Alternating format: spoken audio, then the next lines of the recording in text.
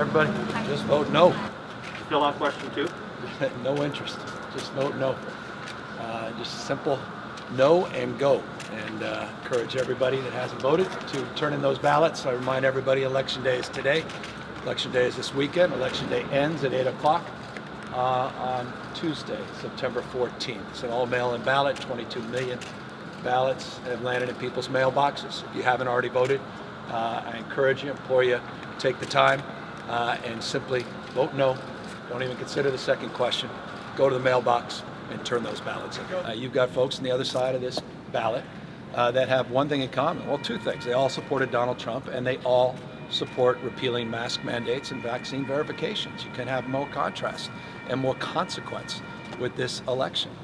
To have a governor on the other side of his ballot that will be joining the other Republican governors and pushing back against life-saving interventions to address this pandemic, to eliminate mask wearing in our public schools, putting our kids' health at risk and their education at risk. I think the president expressed a frustration many of us have, and that is those that are notably and intentionally spewing misinformation or disinformation are setting back the economy of this country, not just our state, and the health of millions and millions of our kids. And so I appreciated his comments yesterday, and I'm very, very pleased. Larry Elder having a tab on his website saying to report election incidents, and he set up a fund to possibly fight any. Yeah. No, I mean, it's just an extension of the big lie and the steal. Stop the steal. I mean, it's just a remarkable thing. We're 4 days out. Election hasn't even happened, and now they're all feigning election fraud. But to that point, and I think it's important to highlight that, because I've been making this point. What's going on in this country is frustrating. It's hard.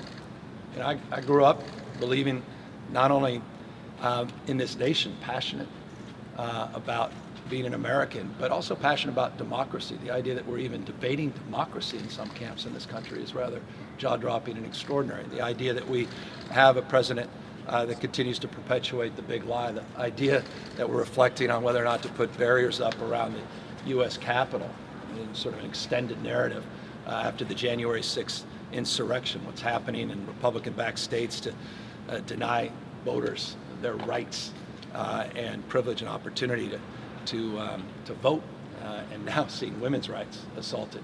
It's a remarkable moment in this country, and it's not surprising, but once again, disappointing that you see folks, even here in California, including the president himself, who asserted similar comments a few days back, make such outrageous statements with no basis of evidence whatsoever. Can I follow up on that point? This whole recall process has been weaponized, and not just this state, you're seeing it all across this country, but notably here in the state of California. It's exhausting. I can't imagine how voters are feeling, but I just want to encourage them. We've got to finish the job here. We can't take this moment for granted. The consequences of this election are profound and pronounced. We can wake up to a Republican governor by the name of Larry Elder, who doesn't believe in mask wearing or vaccine verifications, who actually wants to openly debate whether or not we should have reparations for slave owners. You can't make this up. Someone that's already purporting that somehow this election's a fraud. So I encourage voters to come out in overwhelming numbers and turn those ballots in today, tomorrow, and turn out in unprecedented numbers on September 14th so that we can put all this nonsense to rest.